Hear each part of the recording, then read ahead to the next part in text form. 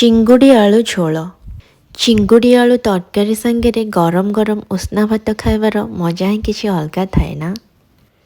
आपण मैंने चिंगुड़ी तरकारी को तो बहुत स्टाइल रे बनई थे। थरे मो स्टाइल रे चिंगुड़ी आलू झोल बनई कि देखंतु तो समस्त को निश्चिंत पसंद आसीबो। नमस्कार, सस्मिता's कुकिंग एंड लाइफस्टाइल को आपण माननको स्वागत। भिडियोटी को स्टार्ट करने पूर्व जदि आपण मैंने एहीपरी रेसिपी आगु को देखा चाहते तो मो चैनल सस्मिता's कुकिंग एंड लाइफस्टाइल को सब्सक्राइब कर नियंतु और साइड रे थिबा बेल बटन उपर प्रेस कर दियंतु, जहाद्वारा मु जहाँ भी वीडियो अपलोड करी आपण को सर्वप्रथमे तार नोटिफिकेशन आसीजिवो। तो चलतु आज रेसिपीटी को स्टार्ट करवा। एठी मु 6 ରୁ 7ଟି बड़ चिंगुड़ी नहीं। देखंतु एठी मु चिंगुड़ी को भलरे धोईकी सफा कर नहीं। तार चोपा को मु काढ़ी खाली ता लांज काटिकी मुंड सामना अल्प काटी। आपण इच्छा रे आपण जेमती चाहिए सफा करें, तो मु एमती भावे सफा कर नहीं। एठी मु 1 चम्मच लुण ऐड करुछि और 1 चम्मच हलदी ऐड करुछि। ऐड करिकी आमे ताको भलरे गोले नबा जेमती कि सबुठी भलरे लुण और हलदी लगी जीवो।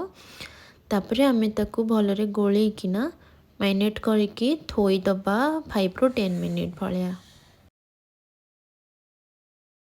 देखंतु एठी मु बड़ साइज रो आलू नेछि 3टा, ताको मु लंबा लंबा करके काटी नेछि, माने गोटे आलू को मु 4 खंड करछि। तापरे आमे तरकारी पई मसला रेडी करनबा। मु एठी एई सब मसला को नेछि। देखंतु प्रथमे रसुण नेछि, तापरे सुखा लंका नेछि, पियाज, सोरिष, जीरा, गोटा धनिया और गोटे खंड अदा नेछि। एठी मु रसुण 2टा नेछि और पियाज भी 2टा नेछि। एठी मु गोटे टमाटो को स्लाइस करके काटी नेछि। एठी मु किछि गोटा गरम मसला नेछि। गरम मसला रे मु 3टा गुजराती नेछि, ताको टिके छेची नेछि। दालचीनी नेछि 3 खंड, जीरा नेछि, लवंग किछि नेछि, 2टा तेजपत्र नेछि। आ एठी मु किछि धनिया पत्र नेछि। एठी मु सबुतक मसला को ग्राइंडिंग जार रे नै जाइछि और सेटारे हाफ कप पानी देछि। देखंतु आमर एबे मसला पूरा रेडी हो जाइछि। आपण जेबे भी मसला ग्राइंड करेंगे एमती प्लेन करके ही ग्राइंड करेंगे, जेमती खदड़िया अंश किछि रहबनी। प्रथमे मु एठी गोटे कड़े नहीं जाइछि। कड़े गरम हो गला परे एठी मु सोरिष तेल दउछि। चिंगुड़ी तरकारी सोरिष तेल रे ही टेस्ट भलो आसे, सेति पई मु एठी सोरिष तेल यूज करछि। तेल भल से गरम हो गला परे मु एठी 5 फुटण ऐड कर दउछि। फुटण भलरे फुटी गलानी, तो मु एठी आगरू मैरिनेट करी रखी थिबा चिंगुड़ी को तेल रे ऐड कर दउछि। एबे आमे याकू भलरे गोळेई नबा। गोळेई की याकू आमे घोड़े की किछि समय भाजी की ता लुण पानी मरिया पर्यंत छाड़ी दबा। फ्लेम को मीडियम रे ही रखिबा। याकू मझिरे मझिरे आमे टिके चेक करूथबा। तो एबे देखंतु लुण पानी पूरा मरि आसलानी, चिंगुड़ी भी भल से भाजी हे गलानी। तो आमे एबे याको बाहर कर दबा।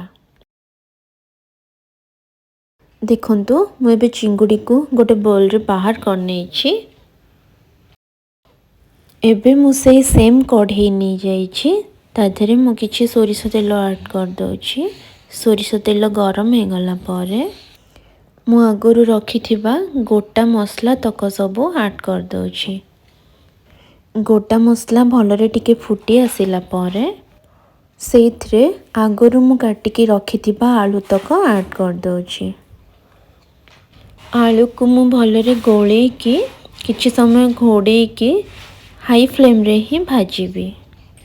आलू को हमको एठी सिजेबार नाही, आलू को बस लाल होला पर्यंत हमको भाजीबार अछि। तो हाई फ्लेम रे घोड़े की 2 मिनिट भाजी की बाहर कर दबा।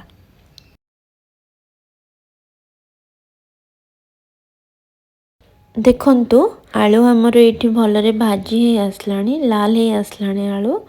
तो एबे मु एठी आगुरु ग्राइंड करके रखिथिबा मसला को ऐड कर दोछि। तापरे मु एठी स्वाद अनुसार लूण दे दोछि और हळदी को मध्य मु एठी ऐड कर दोछि। लूण हळदी ऐड करके आमे टिके आको गोळेई नबा। गोळेई की तापरे मीडियम फ्लेम रे ही घोड़ेई की कसिबा। मसला को आमे घोड़े घोड़े कसले ना तार स्मेल भलो आसे और मसलाटा जल्दी सीझी जाए। देखंतु एठी हमरो मसला कसी हे आसलानी भलरे। एठी मु आगुरु काटिकी रखिथिबा टमाटो को ऐड कर दोछि। टमाटो को ऐड करके गोळेइकी मु एठी ताकु टिके सिझिबा पई छाडी देउछि। एपटे गोटे कंसारे मु किछि गरम पानी रखी देछि। गरम हे गला परे एटा को हमें तरकारी रे ऐड करिबा। एपटे हमरो मसला पूरा भलरे कसी हेकी रेडी हे गलानी। तो आगुरु भाजिकी रखिथिबा चिंगुडी को मु आधियारे ऐड कर दोछि। चिंगुडी को ऐड करके हमें भलरे मिसेइकी सबको आउ गोटे मिनिट कसी नबा। एपटे देखंतु पानी पूरा भलरे हमरो गरम हे आसलानी। तो आमे ई पानी को एबे से तरकारी रे दे दबा। पानी दे सारला परे आमे ताको भलरे गोळेई नबा। फ्लेम को हाई कर दबा और घोड़ेई की किछि टाइम फुटिबा पई छाड़ दबा।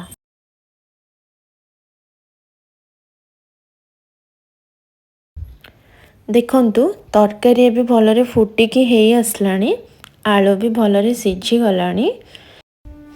एबे हमें धनिया पत्र को ऐड कर दबा। ऐड करके गैस रो फ्लेम को ऑफ कर दबा।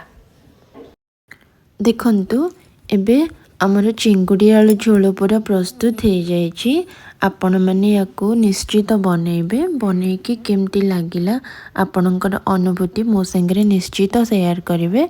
वीडियोटी को लाइक करिवे आ फ्रेंड मानको संगे शेयर करिदेबे और मो चैनल टी को निश्चित सब्सक्राइब कर देबे। आपणकर मूल्यवान समय मते देथिबारु आपणको बहुत बहुत धन्यवाद। रहिली नमस्कार।